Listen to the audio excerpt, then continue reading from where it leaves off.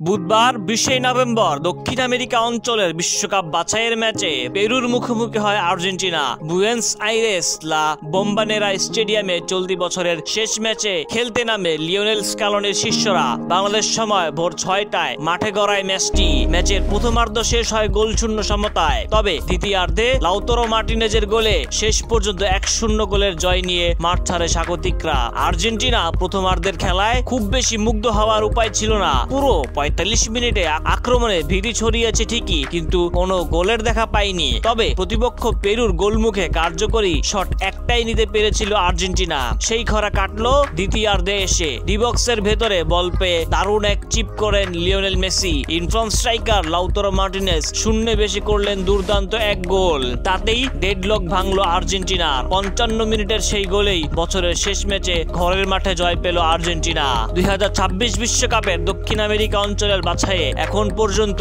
12 ম্যাচে 8 জয় ও 1 ড্রয়ে 25 পয়েন্ট নিয়ে শীর্ষস্থান আরো মজবুত করলো আর্জেন্টিনা।